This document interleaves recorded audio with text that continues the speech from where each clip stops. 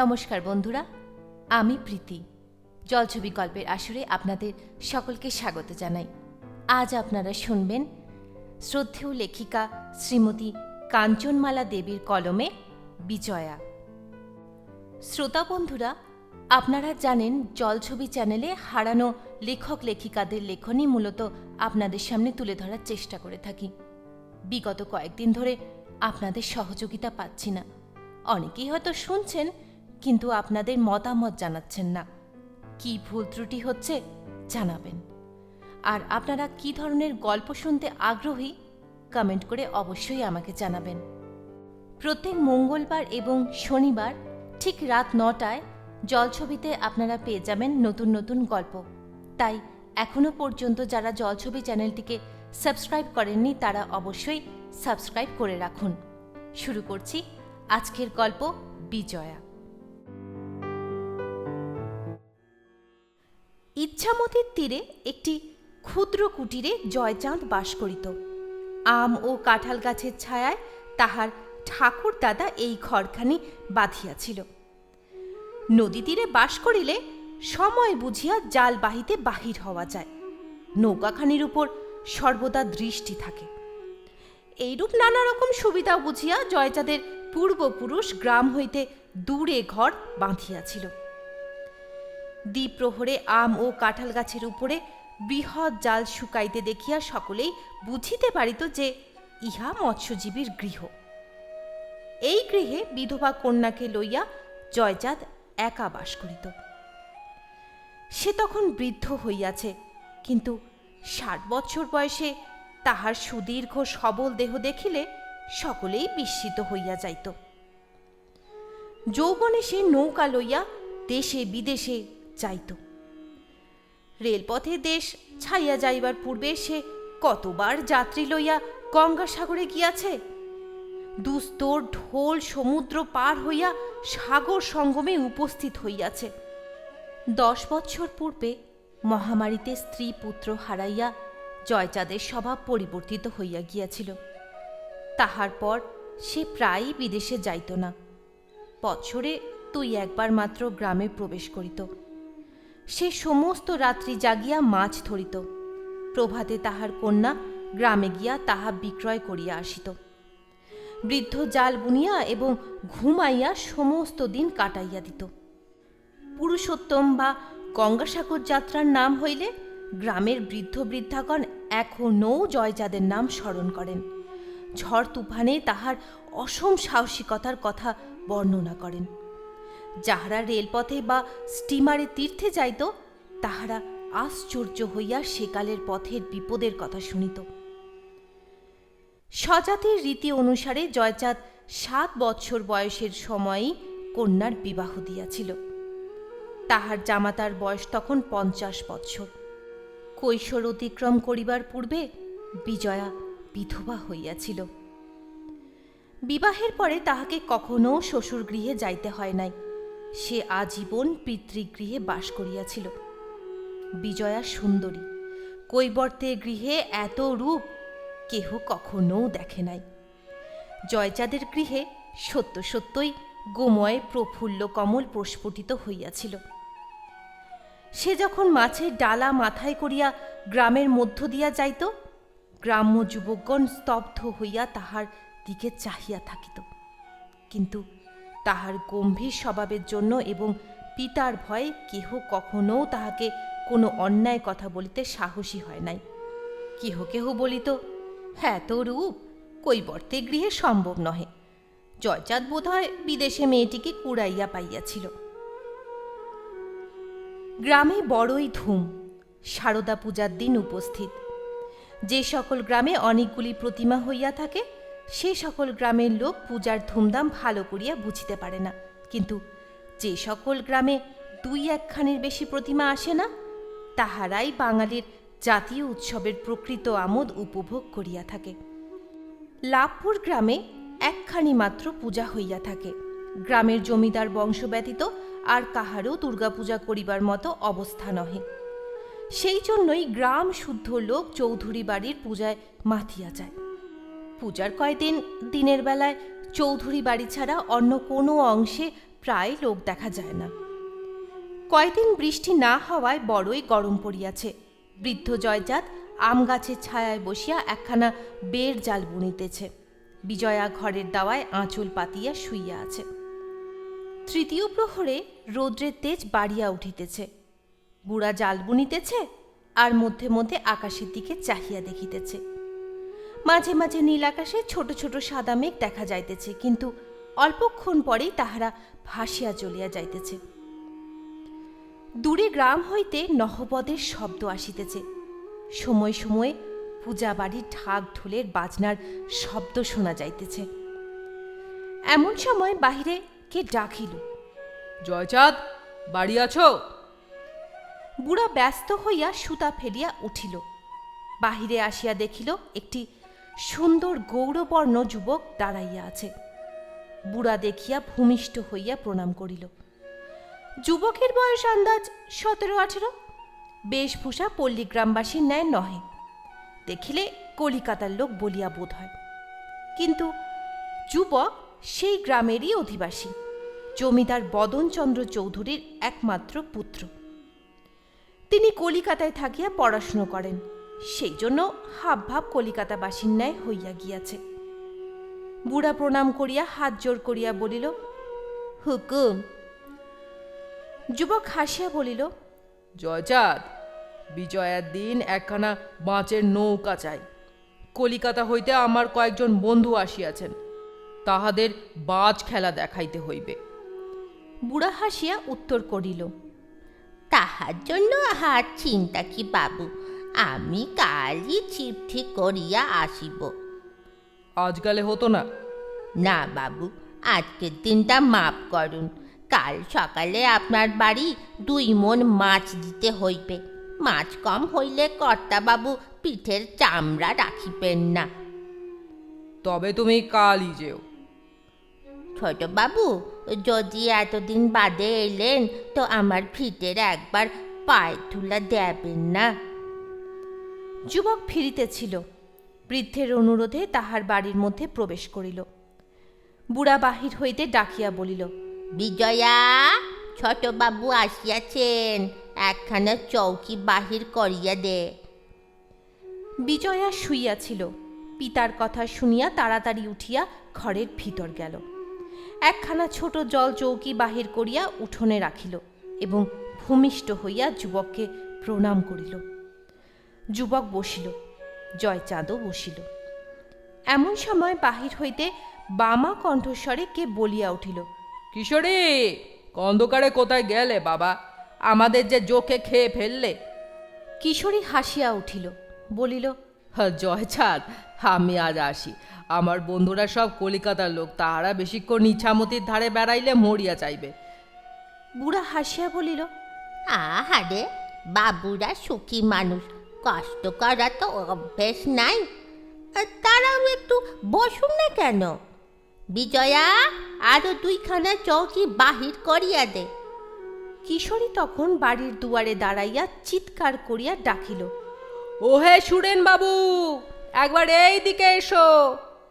নিকট হইতে উত্তর আসিল, এই দিকটা কোন দিক বাবা?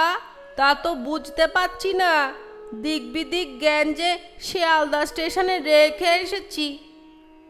জয়চাঁদ বলিল, আমি বাবুদের নিয়ে আসছি। তাহার পরক্ষণেই বুড়ার পিছনেই 2টি অপূর্ব মূর্তির আবির্ভাব হইল। কলিকাতাবাসীগণ সেইরূপ শত শত মূর্তির নৃত্য দেখিয়া থাকেন, কিন্তু পল্লী গ্রামে তাহাদিগের দর্শন দুর্লভ। তাহাদিগের পরনে অত্যন্ত মিহি দেশি ধুতি, তাহার কোঁচা কাদায় লুটাইয়া অপরূপ আকার ধারণ করিয়াছে। গায়ে মিহি আদ্ধির পাঞ্জাবি, তাহার ভিতর হইতে গেঞ্জির গোলাপি রং ফুটিয়া বাহির হইতেছে।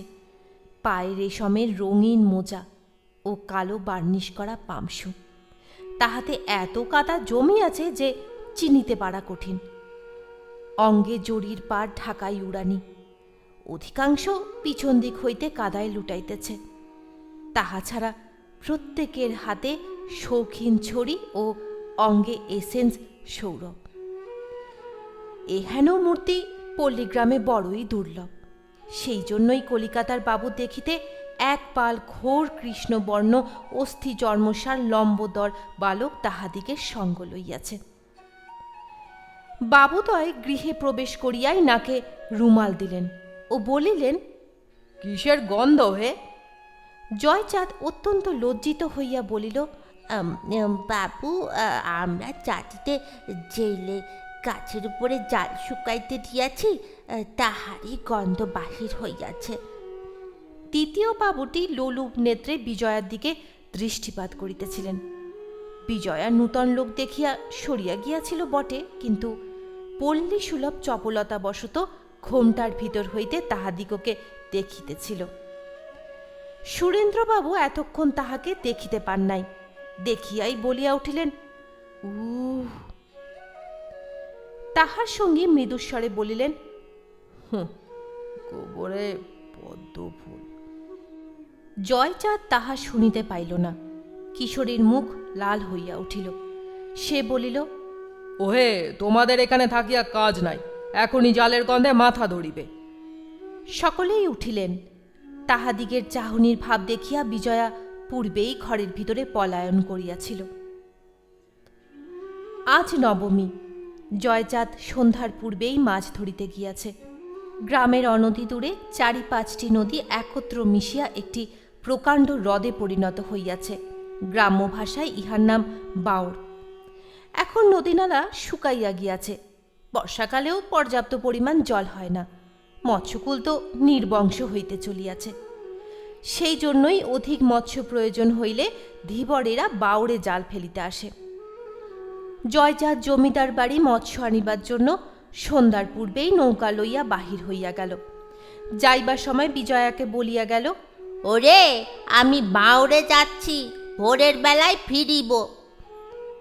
শরতের নির্মল জ্যোৎস্না যখন রজতধারায় চারিদিক শুভ্র করিয়া তুলিল, তখন গ্রামের কোলাহল নিবৃত্তি হইয়াছে। সন্ধ্যার পূর্বে সন্ধি পূজা শেষ হইয়া গিয়াছে। পূজা বাড়ি ছাড়িয়া দলে দলে নরনারী গৃহে ফিরিয়াছে।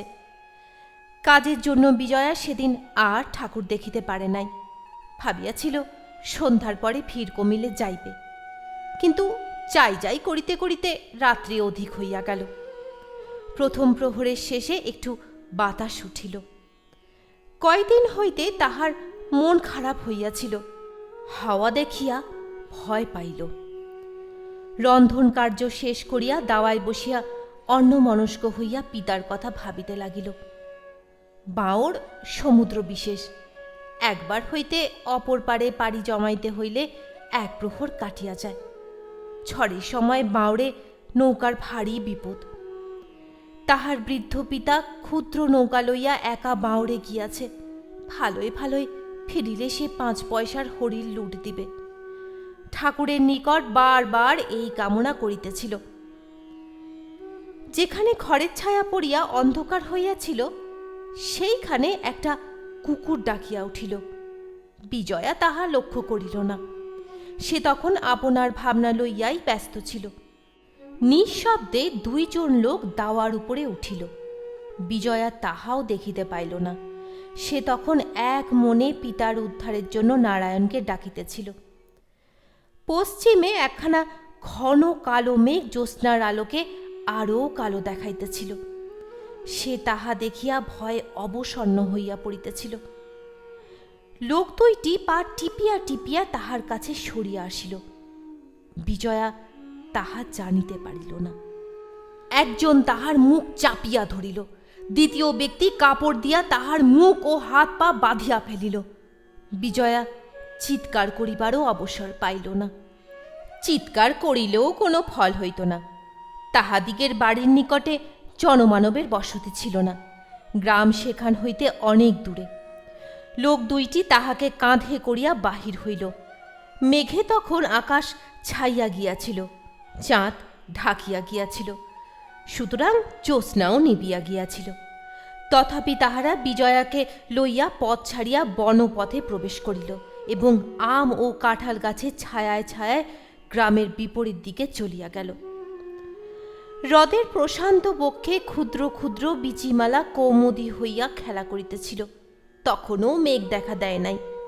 ডিঙিতে বসিয়া জয়চাঁদ এক মনে তাহাই ভাবিতেছিল, আর মাঝে মাঝে দাঁড় বাহিয়া মৃদু গতিতে নৌকা চালাইতেছিল। পশ্চিমে ধীরে ধীরে যে মেঘখানা উঠিতেছিল তাহা সে লক্ষ্য করে নাই। বাতাস উঠিতে তাহার চৈতন্য হল। অনেক কষ্টে প্রায় 50 টাকার সুতা খরচ করিয়া জয়চাঁদ একখানি বের জাল বুনিয়াছিল। আজ সে সেইখানা লইয়া আসিয়াছে।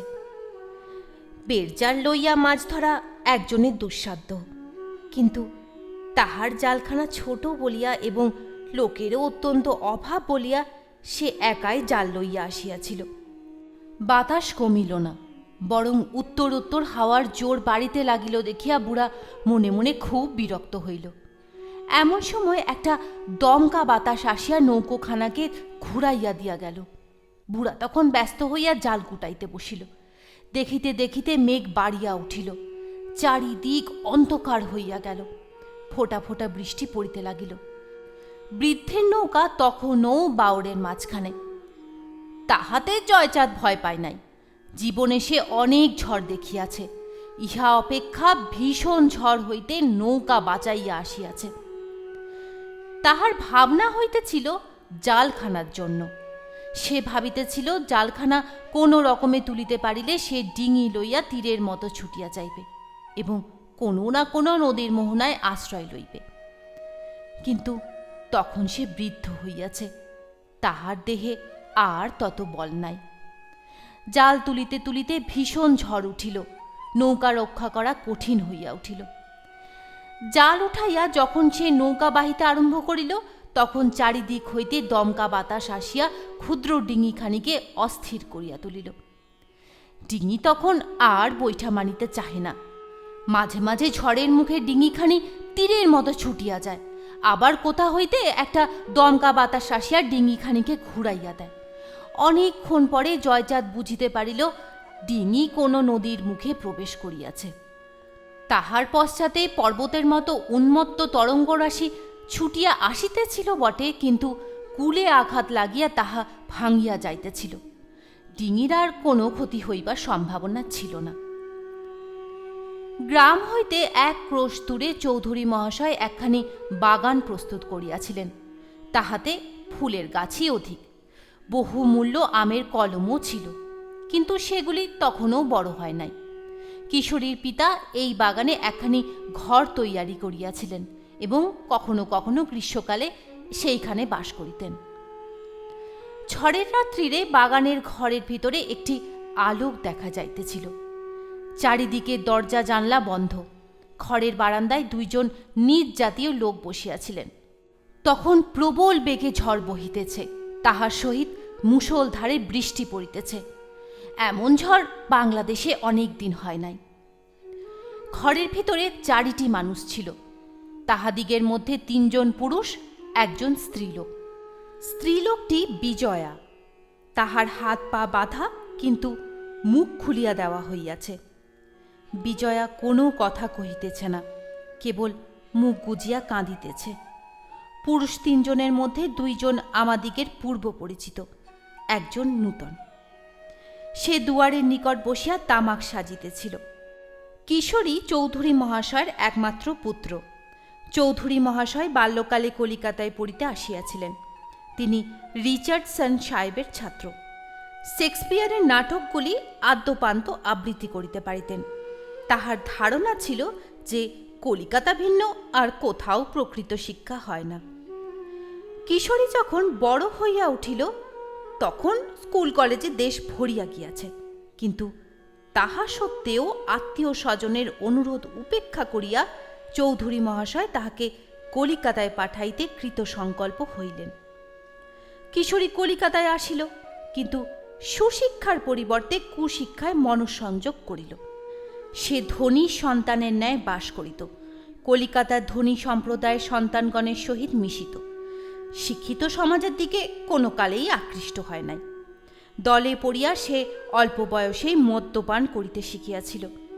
কুস্থানেও যে যাইত না তাহা নহে। একমাত্র পুত্র বলিয়া চৌধুরী মহাশয় তাহার ব্যয় বাহুল্য দেখিয়াও কোনো কথা বলিতেন না। কিশোরী কলিকাতায় থাকিয়া মাসে 2-3 শত টাকা ব্যয় করিত। পূজার সময় কিশোরী তাহার 2-3 জন বন্ধুকে নিমন্ত্রণ করিয়া গ্রামে আনিয়াছিল। ইহারা তাহার নিত্য সহচর। কলিকাতার কোনো বিখ্যাত বংশজাত হইলেও অত্যন্ত দুশ্চরিত্র। দুয়ারের কাছে বসিয়া যে তামাক সাজিতেছিল সেই কিশোরীর অধঃপতনের মূল। কিশোরী যখন প্রথম কলিকাতায় যায় তখন চৌধুরী মহাশয় তাহার সঙ্গে একজন বালক ভৃত্য দিয়াছিলেন। নিতাই পিতৃমাতৃহীন, আর শৈশব চৌধুরী মহাশয়ের গৃহে পালিত। কলিকাতায় গিয়া মনিবের ন্যায় সেও পরিবর্তিত হইয়া গিয়াছিল। সেই কিশোরীর গতিবিধি গোপন করিয়া রাখিত। কিশোরীকে এমন সাবধান করিয়া চলিত যে চৌধুরী মহাশয় কোনো কথাই জানিতে পারিতেন না। নিতাই আর একজন পাইকের সহিত বিজয়াকে ধরিয়া আনিয়াছিল, কিন্তু কিশোরী তাহা জানিত না। নিতাই বলিতেছিল, হ্যাঁ, দাদাবাবুর মনটা এখনো নরম আছে, তিনি জেগে থাকলে আমাকে যেতে দিতেন না। তাহা শুনিয়া একজন বলিলেন, কিরণ, মেয়েটাকে ছেড়ে দে, কিশোরী শুনলে কি মনে করবে? দেখ সুরেন, তোর মনে যদি এত ধর্মভাব থাকে তো আমাদের সঙ্গে মিশিস নি। দ্বিতীয় ব্যক্তি কোনো উত্তর না দিয়া বিজয়ার বাঁধন খুলিয়া দিল। সে গায়ের কাপড় সামলাইয়া উঠিয়া দাঁড়াইল। প্রথম ব্যক্তি মদ্যপান করিতেছিল। সে তাড়াতাড়ি গেলাস রাখিয়া বলিয়া উঠিল, দেখ কিরণ, ন্যাকামি করিস নে। নিতাই হাসিয়া বলিয়া উঠিল, হ্যাঁ, ও যাবে কোথায় বাবু? আমি দৌড় রাখলে বসে আছি। বিজয়া ভরসা পাইয়া চুপ করিয়াছিল। তাহার কথা শুনিয়া আবার কাঁদিতে আরম্ভ করিল। কিরণবাবু কি বলিতেছিলেন এমন সময় একটা দমকা বাতাস আসিয়া ঘরখানিকে কাঁপাইয়া তুলিল। বাহিরে একটা ভীষণ শব্দ হইল।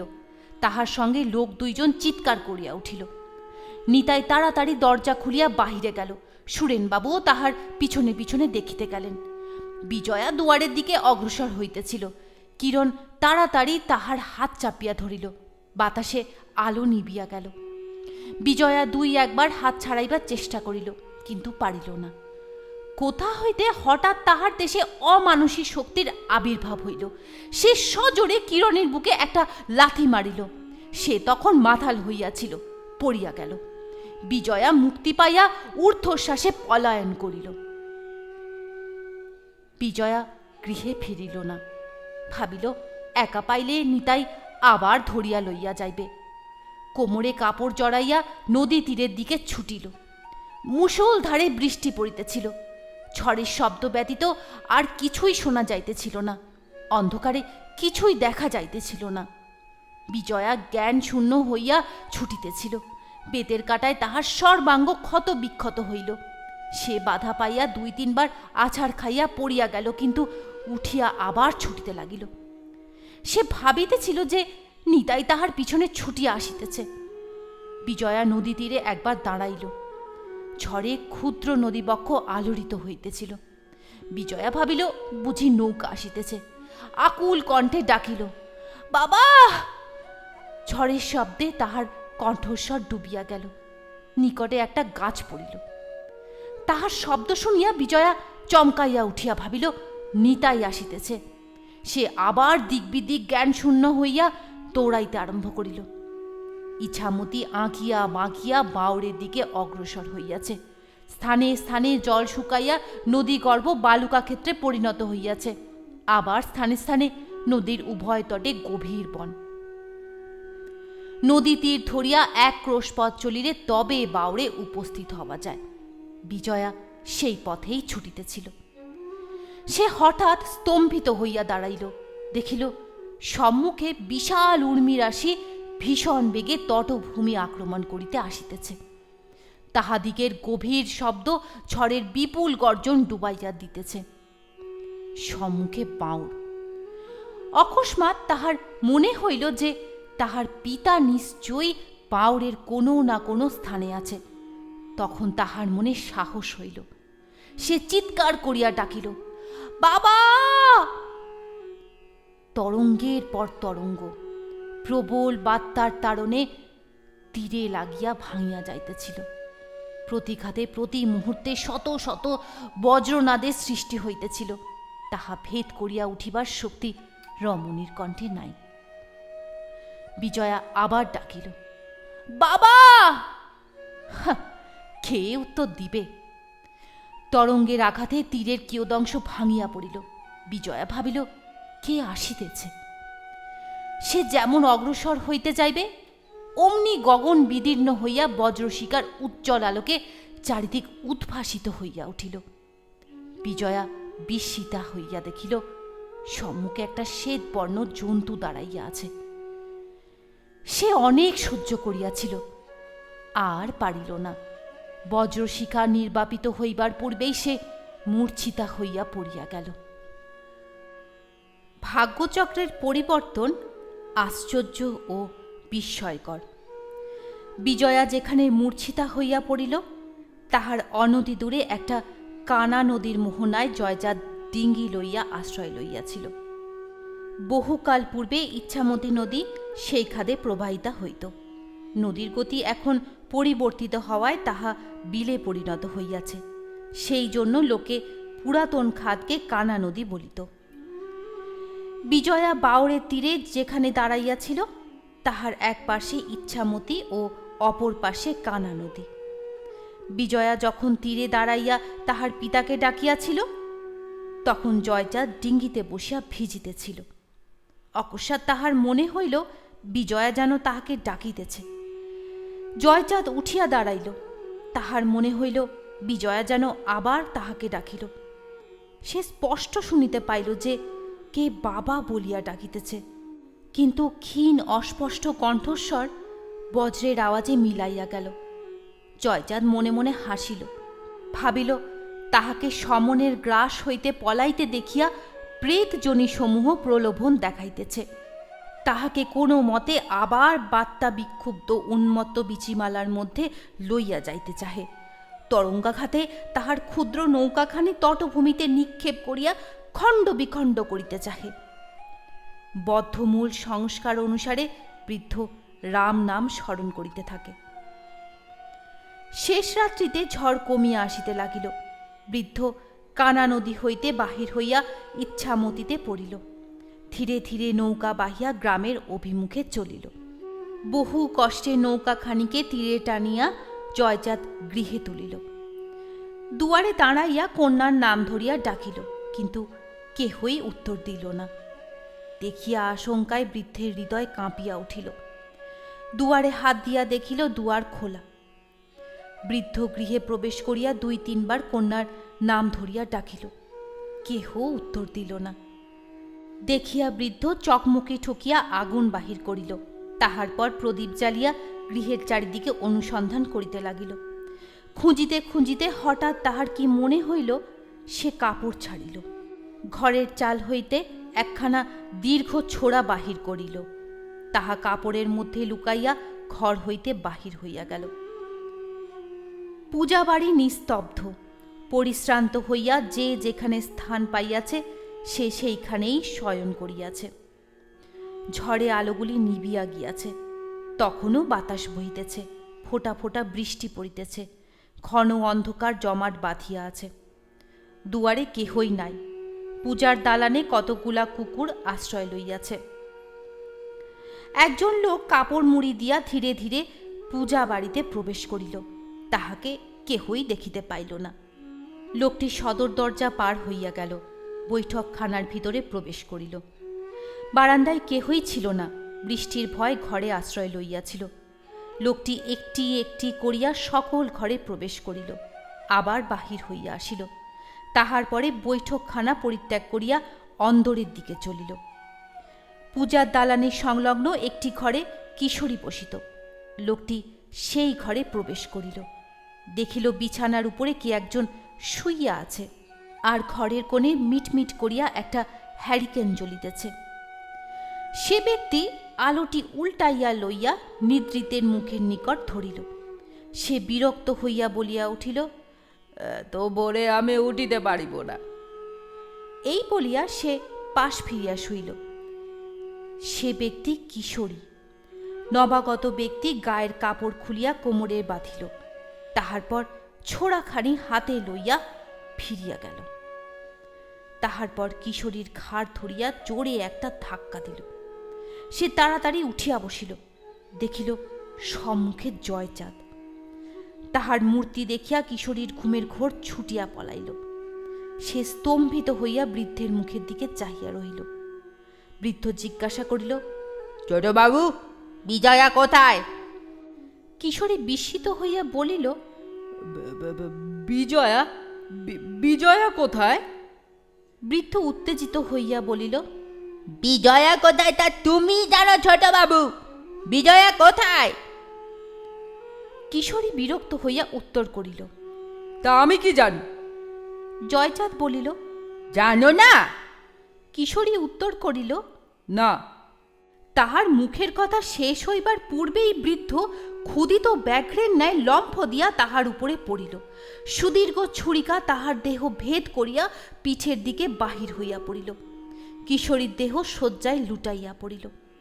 জয়চাঁদ ছোড়াখানা বাহির করিয়া লইয়া ঘরের বাহিরে আসিল। বৃদ্ধ বদন চৌধুরী অতি প্রত্যুষে শয্যাত্যাগ করিতেন। দশমীর দিনে ঝড় জলে লোকজন উঠিবে না ভাবিয়া স্বয়ং তাহাদিগকে জাগাইতে আসিতেছিলেন। জয়চাঁদ যখন কিশোরীকে হত্যা করিয়া গৃহের বাহিরে আসিতেছে, ঠিক সেই মুহূর্তে তিনি উঠানে পা দিয়াছেন। তাহাকে দেখিয়া জয়চাঁদ দূর হইতে বলিলেন, বাবু দাঁড়ান।